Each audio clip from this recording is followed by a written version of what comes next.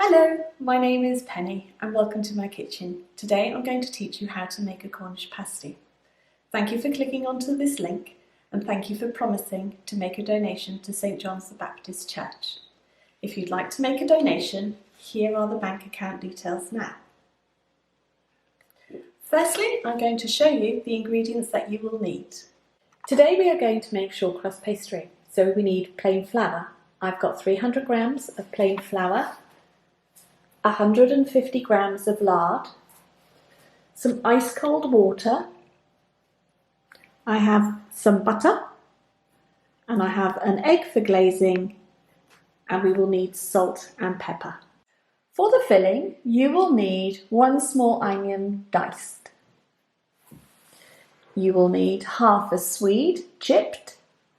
You will need 4 small potatoes, which we're going to chip in a moment. And you will need about 200 grams of braising steak. We will also need salt and pepper. We're going to make the pastry. In the flour, you pop your lard. Okay. And you also pop some salt. Now, one of the things extra that I like to put into my pastries when I'm baking is a secret recipe. That's the love, that's the special wishes. What we're going to do now is crumble the lard into the flour until it becomes breadcrumbs. This is going to take you just a couple of minutes to crumble it all in. Now that we've got breadcrumbs, we're going to make a well in the centre.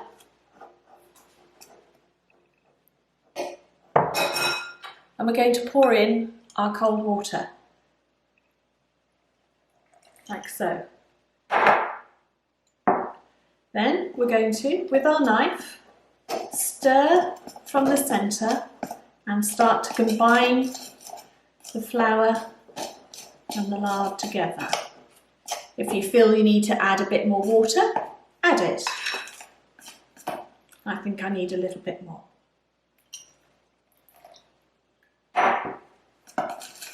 Do not worry if you add in a little bit too much water.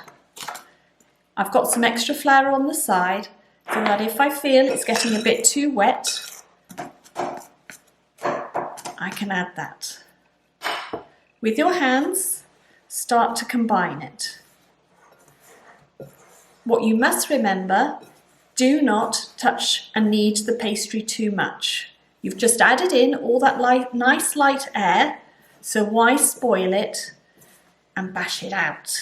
Let's just combine. And you can tell when the pastry is done and it's a nice pastry because it will start to clean the bowl.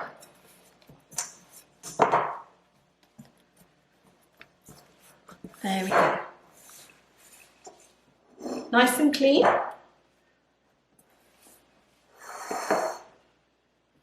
There's your pastry. It's all done. The pastry has to go into the fridge to be nicely chilled. So I'm going to wrap it in cling film and pop it straight into the fridge. See you in 30 minutes. Hello, welcome back. So here we go. Here is our pastry. It's all lovely and chilled. I'm going to open it up and I'm going to divide it into 3. Like that. Pop those to one side, and here we have 1 pasty, these 3, just going to roll out. Now, normally I would just roll it out, make a sort of an oblong shape, but I thought, so you can see what I'm actually doing, I've got a plate, which I'll roll out to that size plate. Here we go. Now the pastry feels lovely and soft, and you'll need to keep dusting it if it starts sticking to the surface. Just keep rolling it out, moving it around,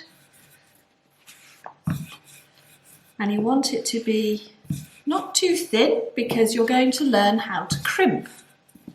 But you also don't want it too fat. So there we go. I think that's about right. Pop that over there. Here's a plate. Pop our plate down. And simply cut around. Pop that over there. And there we go.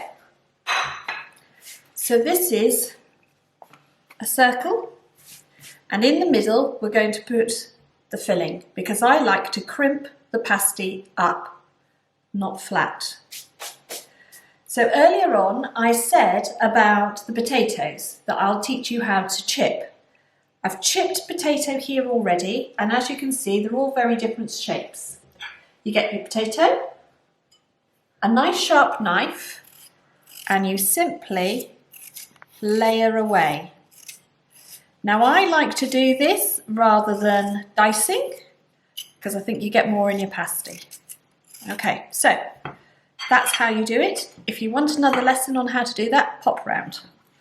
So we get our potato and we're going to pop it in the middle. Unlike other pasties you may buy from the shop, it will be a mixture all together. This we separate.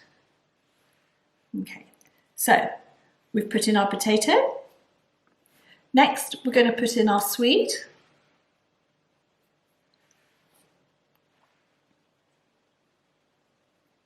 Like so. Then some onion on the top. Keep putting it all in together. Sometimes if you put in a bit too much, you might have to take some out, but we won't worry about that. Now, at this point, I like to do a bit of salt, little pepper, before putting on the meat. Here is the meat. Just place the meat all over the top, like so. Okay, put a bit more. Now, in order to make a juicy, loosey pasty, we need to put in a bit of butter. You get your butter and you just put in a few slices like that. Okay, that will do. You then get your egg and put your glaze around one side of the pastry. Now I can already tell that I've probably put a bit too much in there, but we won't worry about that. Put your hands either side and you're simply going to kiss the two sides together. There we go.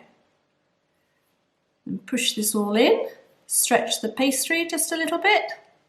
I'm going to pull some out. Let's get rid of some of that, that's in the way.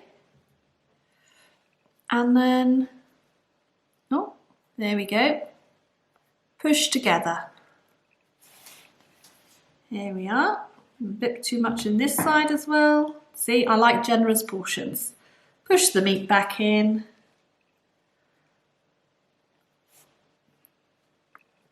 And there we have it. So, now the Cornish crimp their pasties. Let me move that.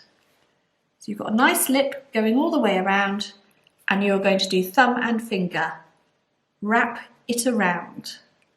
And as you do it, you're left with a nice pleat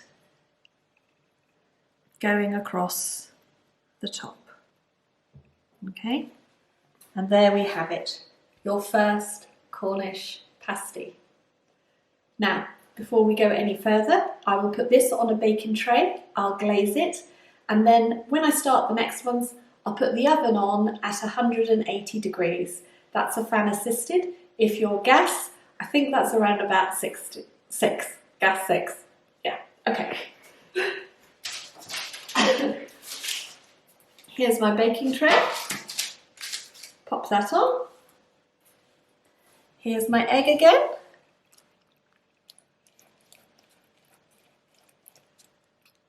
So when it comes out of the oven, it will have a lovely crispy coat.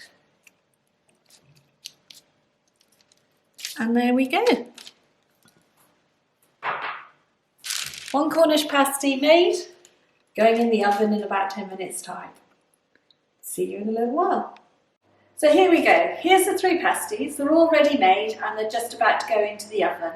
I'll pop them on the middle shelf and they will be in the oven for approximately 45 minutes.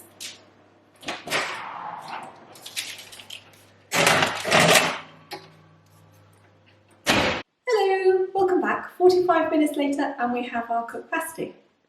St John the Baptist Church is celebrating the World Dressing and the Flower Festival at home this year. The theme is Thank You, paying tribute to the COVID-19 heroes. Remember, be kind to yourself. Be happy. Thank you.